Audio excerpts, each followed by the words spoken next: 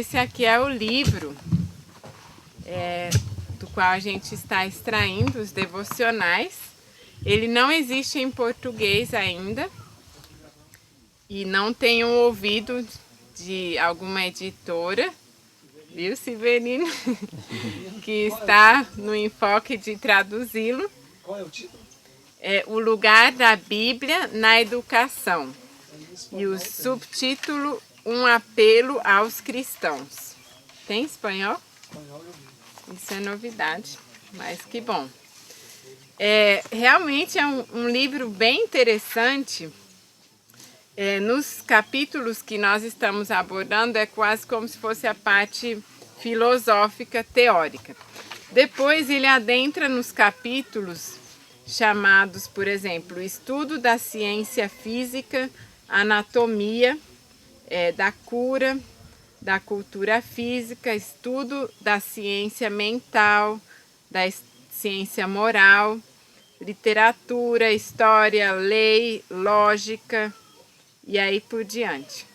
Então, dá algumas ideias bem interessantes e práticas. E nós, então, vamos agora abordar o estudo da ciência física. No livro de Daniel, capítulo 1, vocês podem abrir ali, mas não vai ser o verso que nós vamos estudar agora. Isso será, na verdade, isso foi em outra palestra. Digo isso porque acho que o vídeo eles vão encaixar em ordem, tá? Então isso foi. Mas é interessante que no verso 4 desse primeiro capítulo, Nabucodonosor, mesmo sendo um pagão, ele, na época, ele expressa um surpreendente conhecimento do que compreende a educação. E o terceiro elemento o terceiro elemento citado, que é o da ciência, é o que nós vamos estudar hoje. Mas Daniel, ele se tornou conhecedor tanto da sabedoria, que é o temor a Deus, como do conhecimento, que é um complemento a essa sabedoria, onde se entende, se classifica e se estuda as coisas, e então ele sistematizou o seu conhecimento. E é interessante que o livro de Daniel é um livro escrito de forma especial para os últimos dias e, consequentemente, também as suas instruções, mesmo na educação. E então hoje nós vamos enfocar o tema ciência. E aí vem a pergunta: aonde que Daniel e os seus professores encontraram ciência ou alguma guia de material para a ciência? E sem hesitação pode ser dito que os israelitas tinham conhecimento comum em pelo menos o princípio da ciência. E essa era encontrada na Bíblia daquele tempo. Salomão viveu 400 anos antes de Daniel. Abramos nossa Bíblia em 1 Reis, capítulo 4. Salomão, como o mais sábio dos homens, ele não guardou o entendimento para si, mas ele tanto ensinou como popularizou o conhecimento. 1 Reis, capítulo 4, vamos passar aí, verso 29, dando uns retoques aí no 30 também. Ora, Deus deu a Salomão sabedoria e muitíssimo entendimento e conhecimentos múltiplos, como a areia que está na praia do mar. A sabedoria de Salomão era maior do que a de todos os do Oriente e do que toda a sabedoria dos egípcios. E verso 34, de todos os povos vinha gente para ouvir a sabedoria de Salomão, e da parte de todos os reis da terra que tinham ouvido da sua sabedoria. Então, esse conhecimento que ele tinha e passava para as pessoas, ele era tão simples que as pessoas comuns podiam entendê-lo. O que ele passava para as pessoas? Um exemplo é dado aqui no verso 33, desse mesmo capítulo 4, de 1 Reis. Vejam ali. Ele dissertou a respeito das árvores, o que nós conhecemos como botânica, desde o cedro, que está no Líbano, até o isopo, que brota da parede. Ele também dissertou sobre os animais, que nós conhecemos como zoologia, as aves, que seria a ornitologia, os répteis, que na ciência é chamado de herpetologia, e os peixes, ictiologia. E interessante também ele, em Eclesiastes capítulo 1, vamos dar uma olhadinha lá, tem mais uma característica sobre a qual ele ensina. Eclesiastes capítulo 1, versos 6 e 7. O vento vai para o sul e faz o seu giro para o norte, volve-se e revolve-se na sua carreira e retoma os seus circuitos. Isso nós chamamos de meteorologia. Só que é interessante que Salomão, ele não deu discursos sobre esses assuntos, mas ele falou das próprias coisas. As flores, elas eram estudadas tal qual e onde estavam, sem serem arrancadas e cortadas em pedacinhos, e analisando-se as flores por partes, dando-se nomes quase impronunciáveis a essa flor, e que não teria e não serviria para muita coisa prática. Então, pelo contrário, tanto ele estudava as coisas tais quais estavam na natureza, os peixes no seu curso, as aves voando, como ele também assim ensinava as pessoas que vinham buscar saber e inquiriam do seu conhecimento. Então, uma grande diferença é que, em vez de ele estudar sobre as coisas, ele estudava as coisas e a sua utilidade e as suas funções nesse meio. Todos nós aqui já tivemos aulas dessa tão chamada botânica, talvez também a zoologia e meteorologia, mas quando se trata de aplicar isso na prática, tá, a nuvem tem um formato tal, mas o que tem isso? O que isso me ajuda na prática? O que me ajuda? O conhecimento de que a asa do pássaro tem tal formato, se isso não tem uma aplicação na prática, de que isso facilite o voo dele, ou porque a sua origem é nas regiões geladas, então tal formato reduz a pressão contra o vento. Então, a tendência na ciência é estudar muito sobre, mas não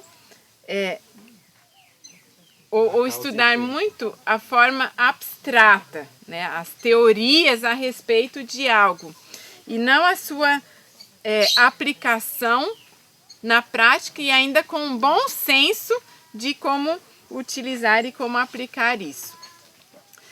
Comumente se supõe que os judeus eles não entendiam de ciência e que apenas os pagãos adquiriam esse conhecimento. E a falácia de tal visão é clara pelo fato de que Daniel e os seus companheiros, ao eles serem levados para a Babilônia, e a Babilônia era a suposta cabeça científica da época, eles foram encontrados 10 vezes mais doutos, mais cheios de conhecimento que todos os magos e astrólogos que tinha lá, e concluentemente também 10 vezes mais sábios e doutos que os seus professores.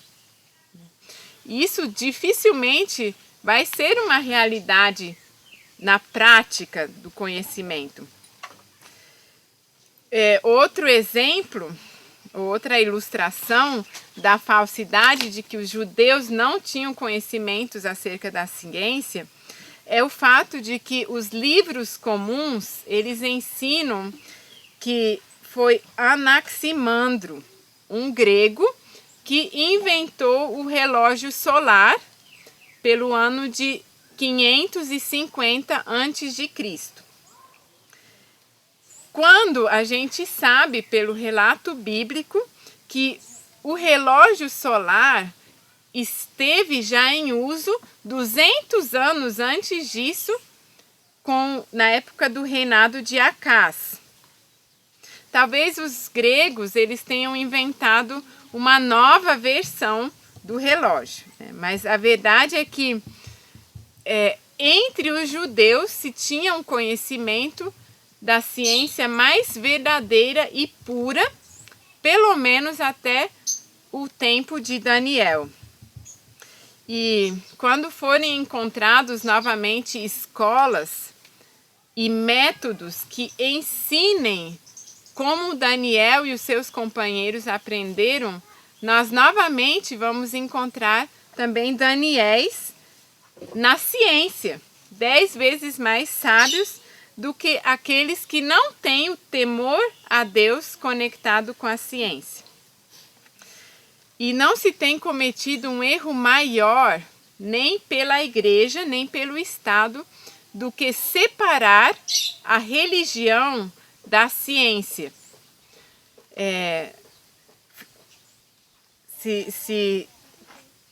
Quando a igreja reinava o mundo, ela separou de tal forma que os religiosos da época se enclausuravam ou sentavam em postes e ficavam treinando quantas vezes conseguiam se inclinar e ficavam horas meditando, e os cientistas eram considerados os ateus.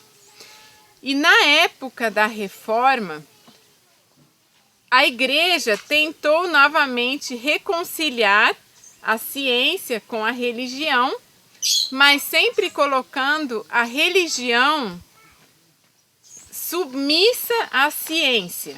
E assim permanece até hoje. A ciência sendo a cabeça e a religião a cauda, um complemento. Sendo que nós sabemos que é o inverso.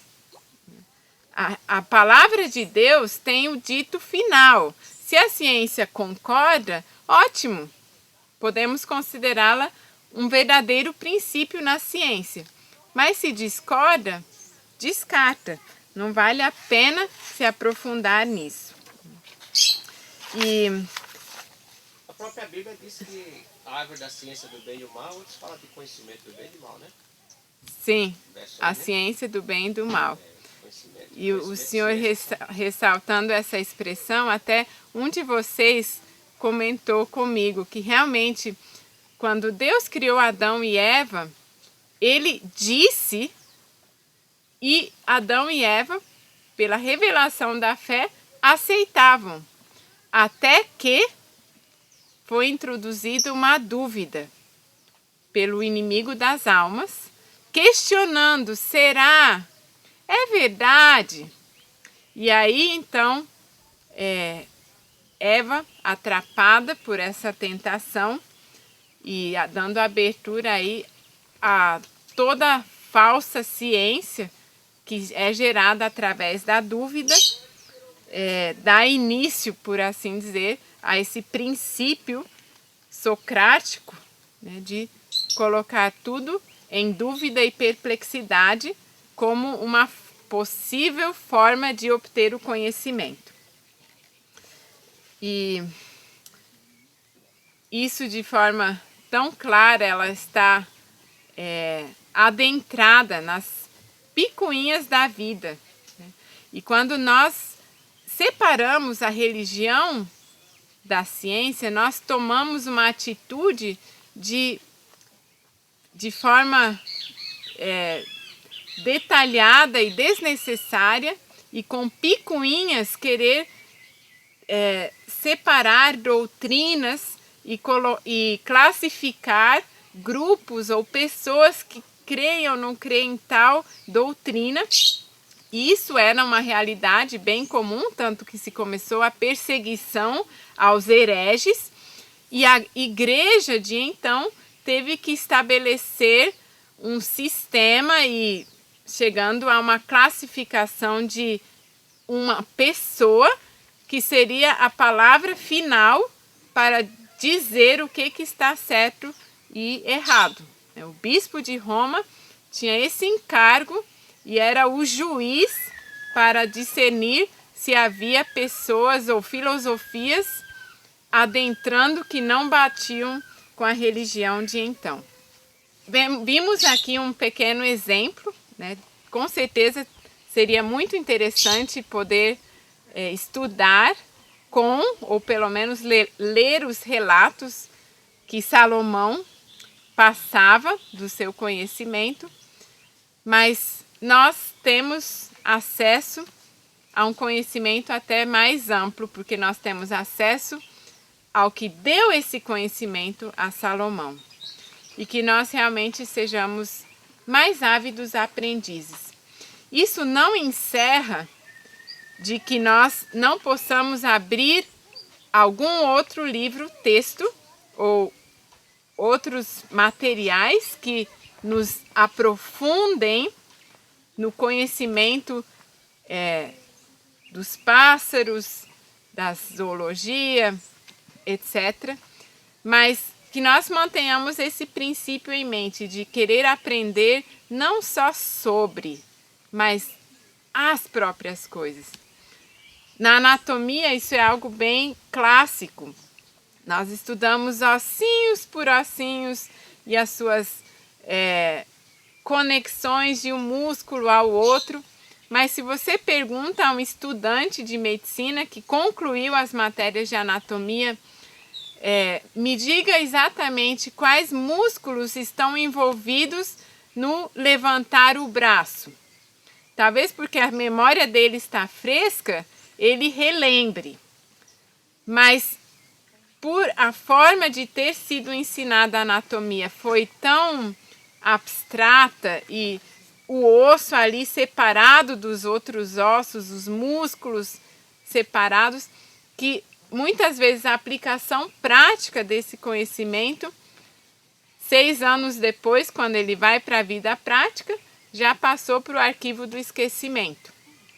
E se a gente aprender a estudar a ciência de uma forma toda integrada entre si e focando nas funções, primeiro, no caso da anatomia, para depois querer conhecer quem está envolvido nessas funções, será retido de uma forma prática e útil quando esse conhecimento precisa vir à tona. Que Deus nos dê sabedoria para aceitar o verdadeiro conhecimento e a verdadeira ciência de uma forma que seja útil não só para pendurar um papel na parede, mas que seja de bênção e serviço à humanidade. Amém.